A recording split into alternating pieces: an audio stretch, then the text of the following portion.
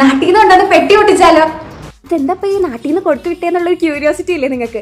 Same ക്യൂരിയോസിറ്റിയാണ് എനിക്കും. ഇതിന്റെ അകത്ത് എന്താണെന്ന് എനിക്കറിയില്ല കേട്ടോ. എനിക്കാണെങ്കിൽ ഇത് തുറക്കുമ്പോൾ നമ്മുടെ ബർത്ത്ഡേ ഗിഫ്റ്റ് തുറക്കുമ്പോൾ ഒരു എക്സൈറ്റ്മെന്റ് ഇല്ലേ, ആ സെയിം എക്സൈറ്റ്മെന്റ് ആണ്. എന്താണെന്ന് അറിയാനുള്ളൊരു പൂതി. അപ്പൊ രാവിലെ തന്നെ കഴിക്കാൻ നല്ല അടിപൊളി ചക്കയുടെ കൊടുത്തു വിട്ടിട്ടുണ്ട് കേട്ടോ. അതെന്താ ഈ കാര്യമായിട്ട് ഈ കുലുങ്ങടേന്ന് നോക്കിയപ്പോഴാണ് കൂർക്ക കേട്ടോ. അതെനിക്ക് ഭയങ്കര ഇഷ്ടമാണ് കൂർക്ക. നല്ല പൊരിച്ച കോയിന്റെ മണല്ലേ അത്.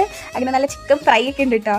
ചിക്കൻ ഫ്രൈ മാത്രമല്ല, കുറച്ച് കൊഞ്ചും കൂടി ഉണ്ട്. ഞാൻ ഒരു കുടുംബിനിയായി നമുക്ക് തോന്നിയോണ്ടാണോ എന്നറിയില്ല, കുറച്ച് ക്യാരറ്റും വെജിറ്റബിൾസ് ഒക്കെ തന്നിട്ടുണ്ട് കേട്ടോ. ഇടയ്ക്കൊന്ന് കടിക്കാൻ കുറച്ച് വറവരി. പിന്നെ മാങ്ങാച്ചാർ വന്നു, ചെമ്മീനച്ചാർ വന്നു, നല്ല അടിപൊളി മീനച്ചാറും വന്നു. ഈ ഒന്നില്ലേലും കുറച്ച് അച്ചാറെങ്കിലും കൂട്ടി കഴിക്കാം. പിന്നെ കുറച്ച് ഉണക്കമീൻ തന്നിട്ടുണ്ടായിട്ടോ. ഇനി ഇതൊക്കെ കഴിച്ചു കഴിഞ്ഞിട്ട് ഒന്ന് ദഹിക്കാൻ പൈനാപ്പിളും തന്നിട്ടുണ്ടായിട്ടോ.